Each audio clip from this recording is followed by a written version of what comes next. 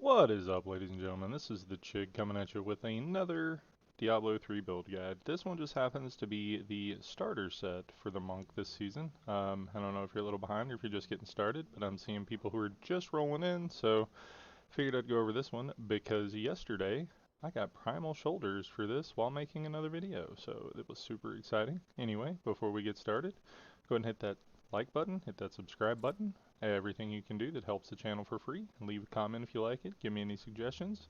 Well, let's dive right into it. So this is going to be the t16 version. I really like the greater rift speed version of this too, so I'll be putting that together and showing you as well. But this is the t16 version. Gold wrap and all that is normal. So we're using the Mirrors of Justice shoulders that I got yesterday. So the Pattern to Justice set. Sweeping Wind gains the effect of every rune. Sweeping Wind increased by 5% for each stack of Sweeping Wind. So you just zoom around. I mean, it's not quite as fast as the end of build, but this is the free set, and it's going to serve you really, really well. And with this, attacking with Tempest Rush reduces your damage taken by 50% and increases spirit regeneration by 50%, so or by 50 rather. So you were just totally continually zooming. Like, you don't ever run out of resource, you don't ever have anything going on. Like, you were just going, right? Um, and it is just insane. Hitting with Tempest Rush while Sweeping Wind is active increases the size of Sweeping Wind and also increases the damage dealt by 20,000. So Sweeping Wind is just destroying everything. The way this build works is just crazy. You hold down one button and you get near things, they get pulled to you and they die. It's amazing. So the things that make this build work are One Kim Lao.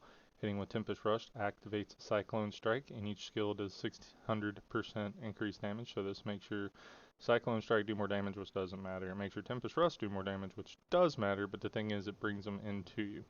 So it brings them in, they get frozen. This says is enemies take a lot more damage from your Tempest Rush after you hit them with a Bind, Freeze, or Stun. So just hitting them, pulling them in, they get stunned.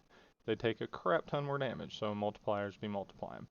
For the speed version, we're also using Ingolem because we'll just be dashing around. So when we play it, the gameplay is going to be basically hold down Tempest Rush and dash to big density and dash to elites. So we're just going to be going nuts. Um, use the Captain Crimson's two-piece because when you have the Ring of Royal Grandeur, you just get bajillions of awesomeness because you get big cooldown, you get big resource cost reduction, you get increased damage, and you get damage reduction, which is just amazing. So we got diamonds and everything. Obviously, I need bigger diamonds, but diamonds and everything for cooldown and all resist. This isn't the most tanky build, but we got the gold wrap, so it's not that big a deal. Your stat priorities are going to be like crit hit damage, crit hit chance, and cooldown, and then you get attack speed where you can get it. My gear is not optimized. This is literally just things I picked up after I got those shoulders.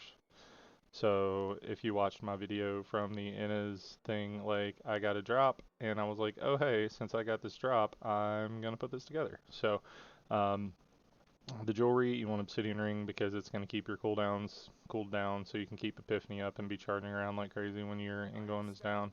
And then you're going to use Stone of Jordan because you just need the extra damage. You don't need any toughness from anything. Normally you use a Unity. In the cube, we're using Gold Wrap, Ring of Royal Grandeur, and then balance damage of Tempest Rush increased by 600%. And when it hits 3 of your enemies, it has 100% crit chance. So we're just hitting them hard. Okay, so now that we've gone over the gear, let's go over the spells. Alright, so Mantra of Conviction gives you movement speed, gives you increased damage. You just go crazy. Cyclone Strike, Wall of Wind, we already talked about that. Pulls them in, freezes them. Tempest Rush, Electric Field. So this is just giving you a little extra DPS because, you know, it's just doing the little extra zaps while you're running. Dashing Strike, Way of the Falling Star. We're just using this for move speed. Epiphany Desert Shroud. This is our only real, like, toughness thing. So other than the set, so you know that keeps you alive. Sweeping Wind Inner Storm, this is going to be doing most of your damage, and it's going to be restoring spirit. As you're going to see when we're running around, we're not losing spirit hardly at all. We can basically spam Mantra of Conviction. It is insane. So seize the initiative to give you increased attack speed after you hit an enemy that's at full health, we're going to be one-shotting most things. Relentless Assault, you deal 20% more damage against things that are blind, frozen, or stunned. Our build just stuns things by itself. Beacon of Vitar, increased cooldown. And then Near-Death Experience, just in case you die before we get started. So I took out all of my dex points. I put a little bit more in Vitality just for shiggles. But yeah, I'm just going to show you how crazy this is on T16. And this is a really good key farming build, top tier. Just not quite as good as Inna's, but it is just as easy to play. And this is it. You run and you dash, you blow stuff up. Alright, so since we blew that up and we got England, we just dash, dash, dash. And you just keep Epiphany up. And then there's an elite, kill it, bang. And you roll. Alright, dead end. So we're just going to keep dashing, keep dashing, keep dashing. Pop your mantra every now and then if you like.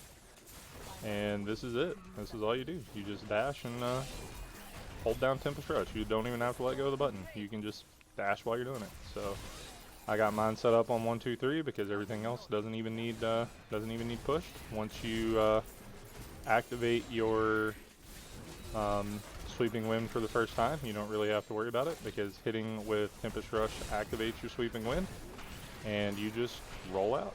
Don't even have to worry about it. And like I said in that other video, whenever legendaries drop, I don't pick them up unless they're primals when I'm farming keys, and since we're farming keys, that's what we're going to do. As you can see, it just pulls them into you, you blow them up, you have infinity toughness. Like, this is literally like, this is a great Netflix and kill build.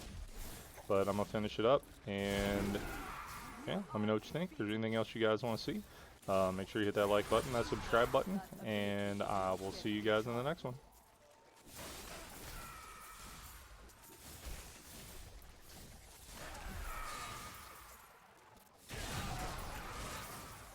What you ask is impossible.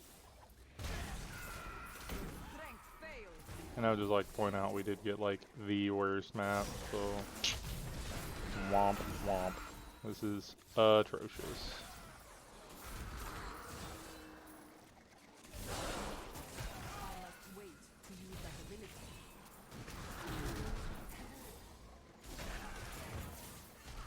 A vicious strike. It is not ready yet. The rift. And boom, there it is. Easy 2-minute rifts all day. Pick up your loot, pick up your keys, you're good to go. Anyways, stick around for more good Diablo content. I'll be making a lot more once D4 rolls around, just trying to get my feet wet. Anything else you want to see, let me know. Otherwise, I'll see you guys again.